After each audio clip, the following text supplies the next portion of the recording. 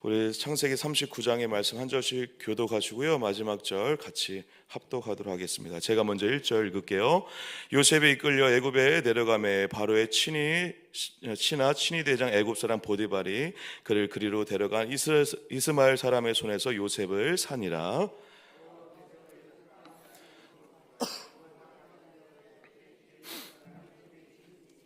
그의 주인이 여호와께서 그와 함께 하심을 보며 또 여호와께서 그의 범사에 형통하게 하심을 보았더라. 요셉을 가정 충무로 삼고 자기의 소유를 다 그의 손에 위탁하니, 그가 요셉에게 자기 집과 그의 모든 소유물을 주관하게 한 때부터 여호와께서 요셉을 위하여 그 애굽 사람의 집에 복을 내리심으로 여호와의 복이 그의 집과 밭에 있는 모든 소유에 미친지라.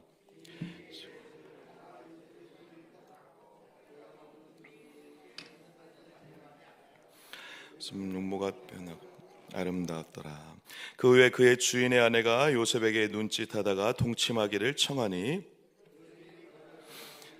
내게 내 주인이 주변의 모든 소유를 간섭하지 아니하고 다 내 손에 위탁하였으니 이 집에는 나보다 큰 이가 없으며 주인이 아무것도 내게 금하지 아니하였어도 금한 것은 당신뿐이니 당신은 그의 아내임이라. 그런즉 내가 어찌 이 큰 악을 행하여 하나님께 죄를 지으리이까.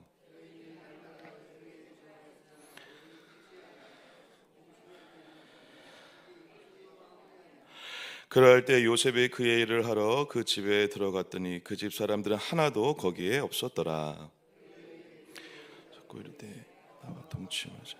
그러나 요셉이 자기의 옷을 그 여인의 손에 버려 밖으로 나가매 그 여인이 요셉이 그의 옷을 자기 손에 버려두고 도망하여 나감을 보고 집 사람들을 불렀어 그들에게 이르되, 보라, 주인이 히브리 사람을 우리에게 데려다가 우리를 희롱하게 하는도다. 그가 나와 동침하고자 내게로 들어오므로 내가 크게 소리 질렀더니 그가 나의 소리 질러 부름을 듣고 그의 옷을 내게 버려두고 도망하여 나갔느니라 하고 그의 옷을 곁에 두고 자기 주인의 집으로 돌아오기를 기다려 이 말로 그에게 말하여 이르되, 당신이 우리에게 데려온 히브리 종이 나를 희롱하려고 내게로 들어왔으므로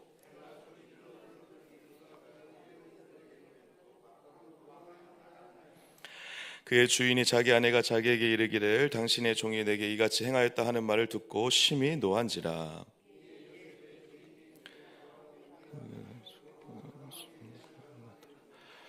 요셉이 옥에 갇혔더니 여호와께서 요셉과 함께 하시고 그에게 인자를 더하사 간수장에게 은혜를 받게 하시며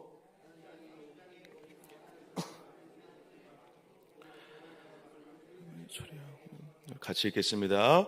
간수장은 그의 손에 맡긴 것을 무엇인지 살펴보지 아니하였으니 이는 여호와께서 요셉과 함께 하심이라.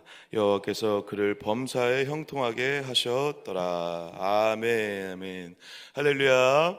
이 추운 새벽에, 오늘 정말 추운 날씨인데요, 우리 새벽을 뚫고 이 자리에 나오신 여러분을 주님의 이름으로 많이 축복하고 오늘 하루의 삶 가운데 그 크신 은혜와 축복이 강같이 흘러넘치는 복된 날 되시기를 주님의 이름으로 간절히 축복합니다. 네, 오늘 39장 말씀을 가지고요 하나님의 마음을 나누려고 하는데요, 우리 주변에 요셉이라는 이름 가진 친구들이나 그 동료들, 그리고 신앙의 선후배들 많이 있으시죠? 제 주변에도 한 3명 정도 되더라고요. 제가 올라오면서 말씀 준비하면서 요셉이 누구였더라, 몇 명이더라, 제가 세보니까 그 동기 목사 중에 한 명 있고, 옛날부터 알았던 어떤 이제 청년 때부터 알았던 친구 중에 한 명 있고, 총 3명 정도를 제가 요셉이라고, 전화번호에도 요셉이라고 이렇게 적혀 있더라고요. 그리고 저희 교회에도 우리 아이들 이름 중에 요셉이 있는 걸로 저도 알고 있습니다.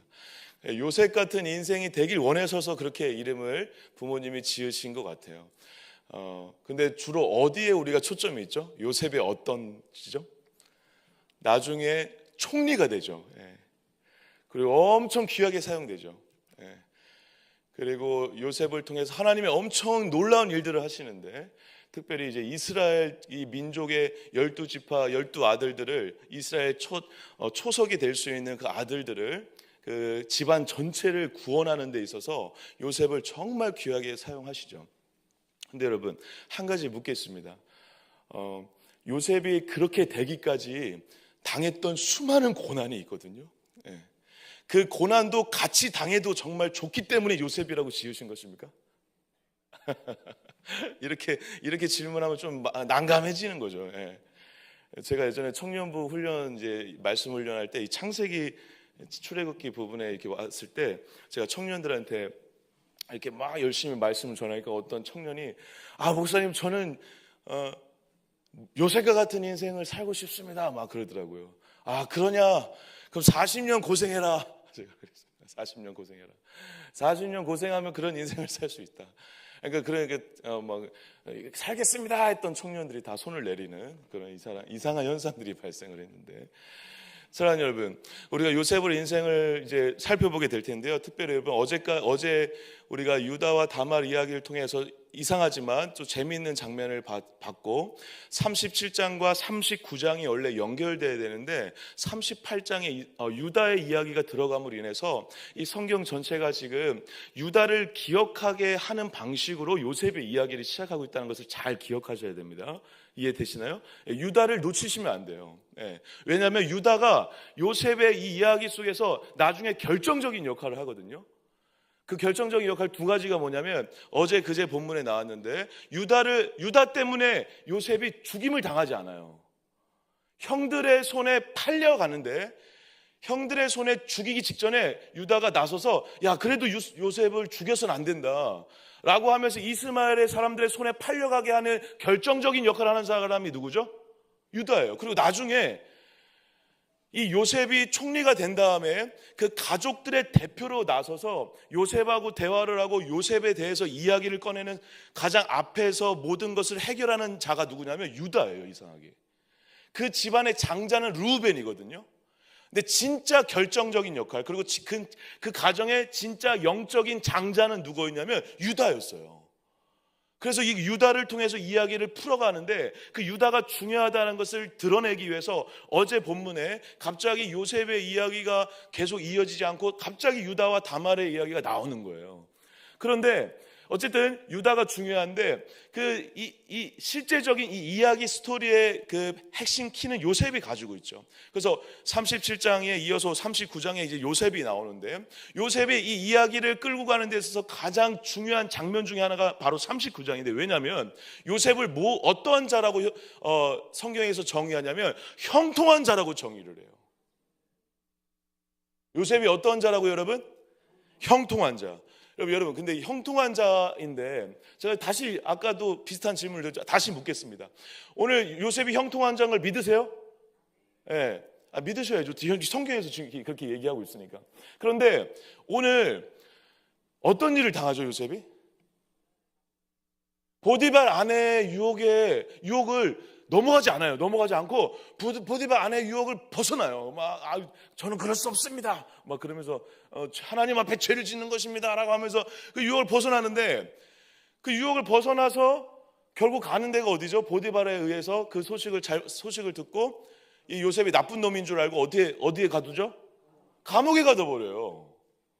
여러분 그때 당시 이 보디발이 왕의 군이 대장이었는데, 왕의 군이 대장이 가지고 있는 감옥은요 그 왕한테 반항을 하거나 반역죄를 지었던 죄인들이 들어가는 곳이거든요. 그럼 거기 들어가면 거의 반 죽는다라고 생각해야 돼요. 거기에 누굴 가둔 거예요 지금? 요셉을 가둔 거예요. 그리고 앞 장면에서 우리가 어떠한 장면이 있었죠? 형들의 손에 의해서 죽임을 당하기 직전까지 갔다가 이스마엘 사람들의 손에 팔려서 먼 애굽 땅까지 왔어요. 여러분 이게 형통한 것입니까? 성경은 형통한 자라고 하잖아요. 근데 지금 우리가 얘기한 이 사건들은 형통한 것입니까 여러분? 저와 여러분들이 상식선 안에서 형통한 거라고 얘기할 수 있습니까? 없죠. 그런데 왜 형통한 자라고 하느냐, 이게 지금 성경에서 우리에게 굉장히 말하고 싶은 핵심 주제 중에 하나라는 것입니다. 오늘 우리가 불렀던 찬양의 1절에 이런 가사가 있거든요. 모든 일을 주 안에서 형통하게 하시네. 할렐루야. 믿으세요 이런 하나님을? 그러면 감옥 가셔도 형통한 걸 알아 아멘 하실 수 있으세요? 이제 이때부터 마음이 어려워지시죠. 제가 아멘을 강요하고 있는데 지금. 자, 형통이라는 이 단어의 의미를 일단 먼저 잘 아셔야 되는데요. 이 형통이라는 단어를 히브리어로 찰라흐라고 하거든요. 찰라흐. 잘 기억해 두세요. 제가 오늘 시간이 많이 없지만 10분 내에 이것을 정리를 하고 넘어가도록 하겠습니다. 정리를 하고 마무리를 하겠습니다. 이 찰라흐라는 이 히브리어가 번영, 성공, 우리가 알고 있는 그런 의미가 있어요. 있는데 여기에 담겨져 있는 그 함의적인, 함축적인 의미가 어떤 의미가 있냐면, 나 혼자 열심히 일해가지고 만약에 제가 100억 막 1000억 벌어가지고 제가 엄청난 부자가 됐어요. 성공한 거죠. 근데 그것을 성경에서는 형통이라고 하지 않아요. 근데 어디까지 가야 이게 형통이라고 하냐면, 제가 잘 됐어요. 근데 이 잘 된 것 때문에 내 주변 사람들이 같이 잘 돼. 이걸 지금 성경에서 형통이라고 하는 거예요. 다시 얘기하면 이 형통은 양쪽 방향이 있어야 되는 거예요. 내가 잘 되는 것과 누가 잘 되는 거? 주변의 사람들이 잘 되는 거. 이게 형통인 거예요. 그래서 이 히브리 사람들의 의식 속에는 뭐가 있냐면, 그래서 하나님이 성경을 통해서 창세기부터 요한계시록까지 계속 히브리인들을 통해서 얘기하는 게 뭐죠? 너를 통해서 뭐가 되게 한다? 너가 복의 통로가 돼서 너를 통해서 어떻게 된다?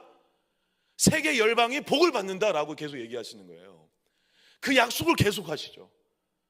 그 약속을 통해서 그 복이, 하나님의 복이 어떻게 돼요? 땅끝까지 흘러가는 거죠.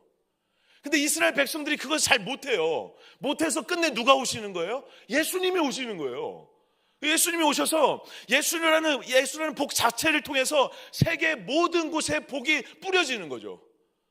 예수라는 복이. 할렐루야. 그게 하나님의 약속이었고 하나님의 의지였어요. 하나님의 뜻이었어요. 하나님의 모든 일을 하는 방식이었어요. 그게 형통이에요.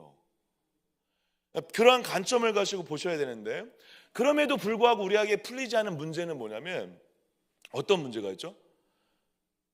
요셉이 지금 감옥에 있어요. 감옥에 있다는 게 그래도 좀 자꾸 눈에 거슬려요. 그래서 이 형통을 하게끔 하는 가장 원초적인 근거가 있는데, 형통을 진짜 형통되게 하는 출발점, 그게 뭐다? 함께 하시는 하나님이라는 것입니다. 2절 읽겠습니다. 우리 2절 같이 한번 읽겠습니다. 시작. 여호와께서 요셉과 함께 하심으로 그가 형통한 자가 되어 그의 주인 애굽 사람의 집에 있으니. 3절도 읽겠습니다. 3절 읽겠습니다. 시작.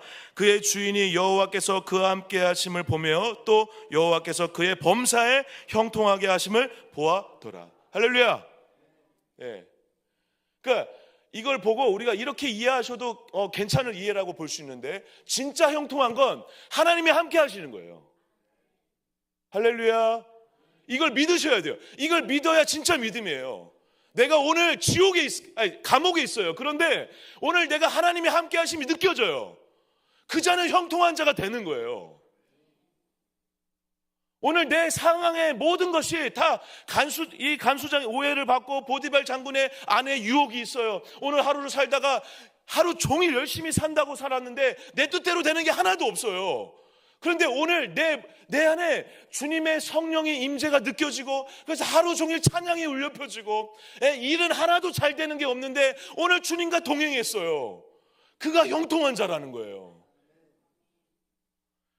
그래서 23절에도 고스란히 그렇게 얘기합니다. 우리 23절 같이 한번 읽겠습니다. 시작. 간수장은 그의 손에 맡긴 것을 무엇인지 살펴보지 아니하였으니 이는 여호와께서 그 요셉과 함께 하심이라. 여호와께서 그를 범사에 형통하게 하셨습니다. 여러분, 창세기에서 형통이라는 찰나가 총 5번 나오거든요. 5번. 제가 찾아보니까 5번 나오더라고요. 창세기에서 5번 나오는데 총 3번이 여기에 집중되어 있어요. 39장에. 근데 39장에 집중되어 있는데 39장에 형통한 자가 요셉이다라고 얘기하면서 형통이라는 단어가 계속 같이 나오는 게 뭐냐면, 여호와께서 그와 함께 하셨습니다. 너무 아름답지 않습니까, 여러분? 모르겠습니다. 여러분은 어떻게 이 말씀을 받는지 모르시겠는데요. 저는 어제 다시 이 말씀을, 저도 39장을 10여 년 동안 몇십 번을 봤죠. 근데 어제 또 다르게 느껴지더라고요. 다르게 은혜가 있었는데, 요셉이 인생이 진짜 아름다운 인생이었구나. 형들한테 팔려가고 감옥에 갇히고 죽을 위험을 몇 번이나 넘겼는데, 그걸 보면서 세상 사람들은 다 요셉을 보면서 야, 어떻게 저런 고난을 당하냐 라고 얘기할지 모르지만 그의 인생이 진짜 아름다운 인생이었구나. 나중에 총리가 돼서 아름다운 게 아니고요, 그는 여호와와 함께한 자였기 때문에 그렇습니다. 우리 성탄절을 맞이하면 성탄절 말씀 중에 그런 말씀이 있죠. 한 아이를 주실 텐데 그 아이가 임마누엘이라 칭함받겠다라고 하시죠. 임마누엘이 어떤 의미죠, 여러분? 하나님께서 우리와 함께 하신다는 거죠. 이거 말고는 여러분, 저와 여러분들의 이 모든 것들을 해결할 어떠한 키워드가 없습니다, 여러분. 그리고 이걸 믿는 게 진짜 믿음인 줄 믿습니다. 오늘 내 안에 주님께서 함께 하심을 믿으시길 축복합니다. 그 자가 형통한 자예요. 할렐루야. 그리고 형통한 자로 하나님이 인도해 가시는 거예요. 그래서 오늘 찬양의 가사처럼 모든 일을 주 안에서 형통하게 하신다는 것입니다. 내 뜻 안에서 형통하게 되는 게 아니라 주 안에서 형통하게 하신다는 거예요. 그래서 내가 오늘 열심히 일을 해서 돈을 100만 원 벌 수도 있어요. 근데 어느 날 10만 원 벌었어요. 그런데 내가 주님과 함께 하면서 그 모든 일을 바라보고 있어요. 그러면 그 모든 게 형통한 게 되는 거예요. 그래서 여러분, 우리 어떤 부모님들께서 막 고난을 당하는 자식이나 그런 일들 보면서 그런데 교통사고를 당했는데, 교통사고를 당한 거 형통한 거 아니잖아요, 그죠? 근데 어떤 부모님들이 정말 믿음 있는 부모들이 그러죠. 교통사고를 당했는데도 크게 다치지 않았어. 그거 은혜다. 그게 무슨 은혜예요? 사람의 눈으로 보면 은혜가 아니죠. 교통사고가 없어야 은혜죠, 그죠? 근데 그 어르신은, 그 부모는 아는 거죠. 주님이 함께 하셨기 때문에 그 하나님의 함께 하심 안에서 가장 선하고 가장 좋은 섭리 안에서 그를 인도하고 계시기 때문에 좀 덜 다친 게 그래도 은혜다라고 얘기하시는 거죠. 그가 함께, 여호와께서 함께하는 자이기 때문에. 그래서 여러분, 성경에서 말하는 것처럼 우리가 여호와와 함께 하심을 아는 자, 그리고 여호와 함께 하심을 누리는 자, 그가 형통한 자가 되는 것이고, 그 자를 통해서 어떻게 하시겠다는 것입니까? 복을 받게 하시겠다라는 것입니다. 그래서 6절 읽겠습니다. 6절. 우리 5절 읽겠습니다. 5절 읽겠습니다. 시작. 그가 요셉에게 자기의 집과 그의 모든 소유들을 주관하게 한 때부터 여호와께서 요셉을 위하여 그 애굽 사람의 집에 복을 내리심으로 여호와의 복이 그의 집과 밭에 있는 모든 소유에 미친지라. 할렐루야. 지금 요셉은 팔려왔다니까요. 요셉은 좋은 인생을 못 살고 있어요. 세상 사람들의 눈에 보면 아니라는 거예요. 그런데 하나님 눈에서는, 하나님과 함께하는 자를 통해 그의 집안에, 팔려나간 그의 집안에, 요셉 물통에 그의 집에 뭐가 넘치고 있습니까? 복이 넘치고 있어요. 이게 형통이라는 거예요. 23절, 21절 같이 한번 읽을까요? 21절 읽겠습니다. 시작. 여호와께서 요셉과 함께 하시고 그에게 인자를 더하사. 누구에게 은혜를 받게 한다고요? 지금 그 은혜가 누구한테 흘러가고 있습니까, 여러분? 간수장에게. 이게 형통이에요. 이 형통을 아이에게 살게 하도록 하고 싶으시다면 요셉이라고 저는 100번 지어도 된다고 생각합니다.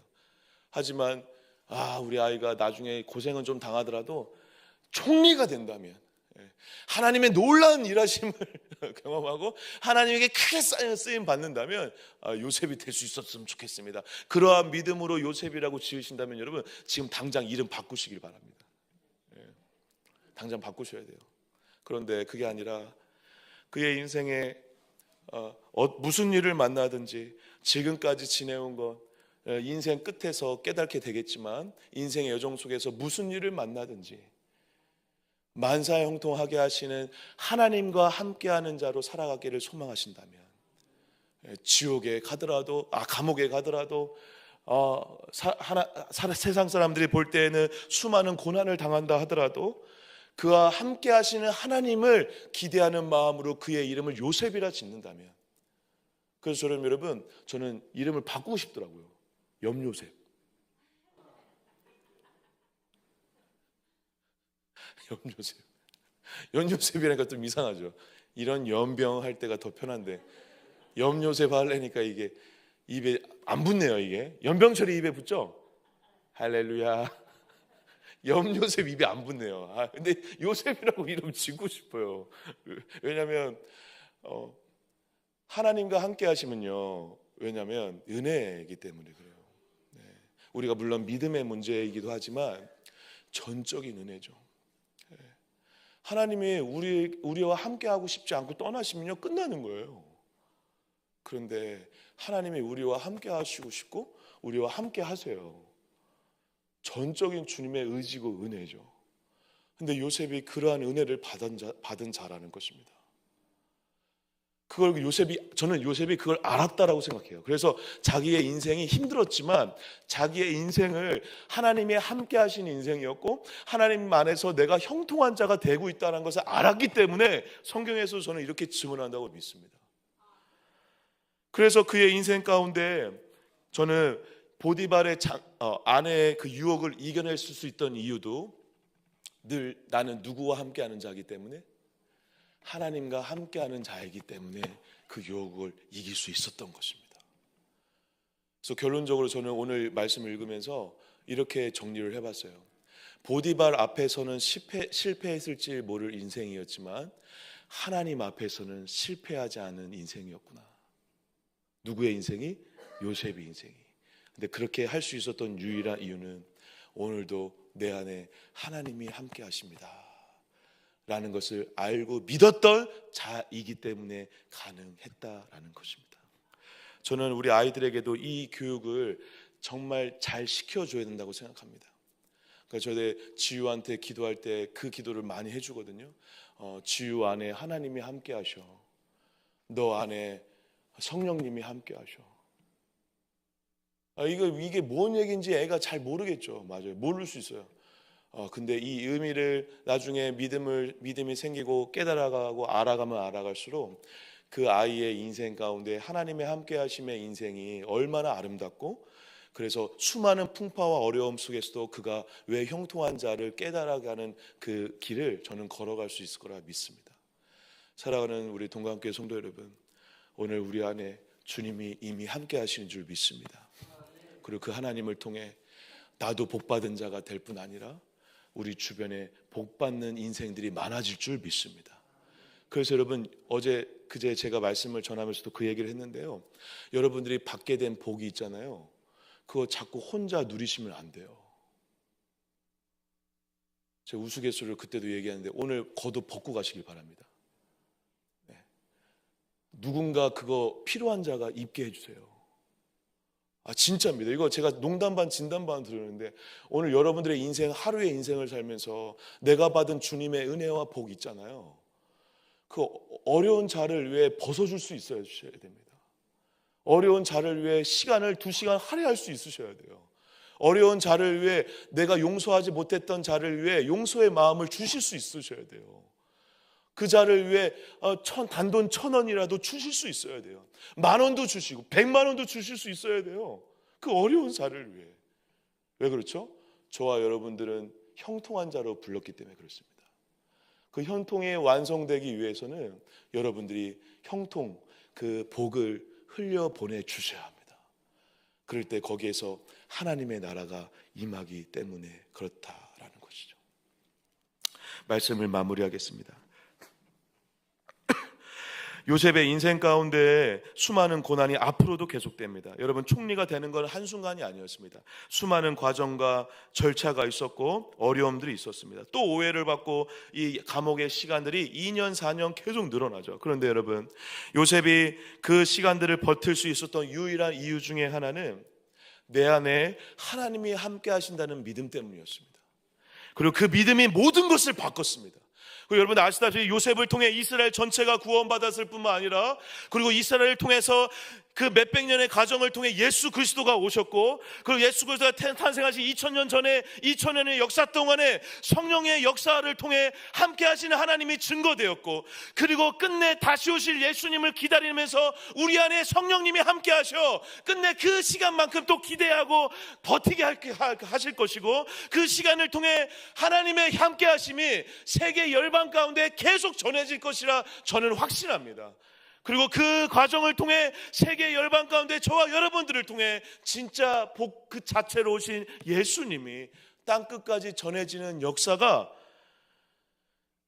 주님 다시 오실 그날까지 계속 이어져 우리를 통해, 복의 통로인 우리를 통해 예수 그리스도가 세계 열방 가운데 영광 받으시고 찬양 받는 날이, 주님 다시 오시는 그날이 기어코 오게 되는 역사가 올 줄 믿습니다.